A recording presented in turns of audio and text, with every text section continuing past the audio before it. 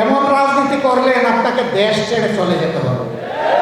850 বছর আগে লক্ষণ সেন গিয়েছিল আর আপনি গেলেন তারপর। শেখ হাসিনাকে ধন্যবাদ, তিনি যেটাকে কালিমা হিসাবে জাতির কপালে লিখে দিতে চেয়েছিলেন, জাতি এবং তার দিকে সেইটাকে ফিরিয়ে দিয়েছে। এমন রাজনীতি করলে বললেন যে উন্নয়নের রাজপথে দেশকে উঠিয়ে দিয়েছেন, বললেন যে বাংলাদেশ হচ্ছে সারা বিশ্বে উন্নয়নের রোল মডেল। এমন মডেল বানালেন আর এমন রাজপথ তৈরি করলেন, গাড়িটা রাজপথ দিয়ে চালাইয়ে আপনি যেতে পারবেন না। এমন রাজনীতি করলেন আপনাকে দেশ ছেড়ে চলে যেতে হবে। 850 বছর আগে লক্ষণ সেন গিয়েছিল আর আপনি গেলেন তারপর। কি রাজনীতি করলেন আপনি এবং আপনার সাঙ্গপাঙ্গরা? এখন আপনাদের মধুর হাড়ির সন্ধান পাওয়া যাচ্ছে।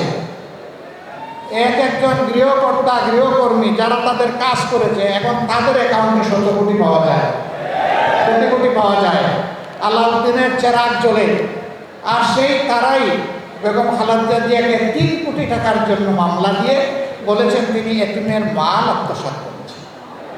এই জন্যে তাকে সাজা দেওয়া হয়েছে, তাকে একা জেলে রাখা হয়েছে, তাকে উপহাস করে বলা হয়েছে আপনি আর কি চান, একটা জেল পুরো আপনাকে দিয়ে দিয়েছে।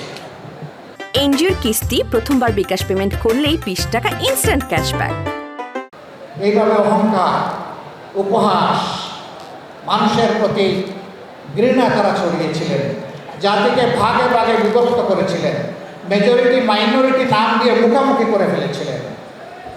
আলহামদুলিল্লাহ, আমরা ধন্যবাদ জানাই আমাদের পরিযার টুকরা ছাত্র যুব সমাজকে।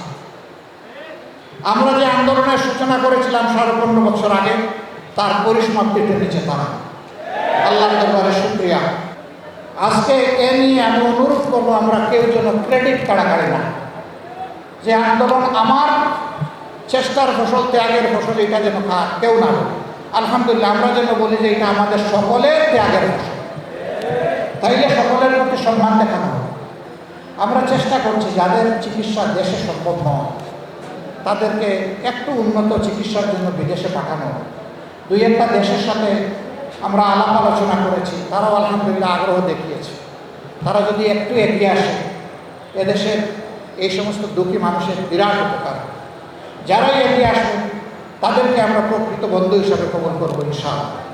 যে স্বৈর শাসনের বিরুদ্ধে আমাদের এই আওয়াজ উঠেছিল, আন্দোলন হয়েছিল, কোনো অবস্থায় এমন আরেকটা স্বৈর শাসন কখনই যেন বাংলাদেশে ফিরে না আসে, তার ব্যাপারে আমাদের সকলকে সোচ্চার থাকতে হবে।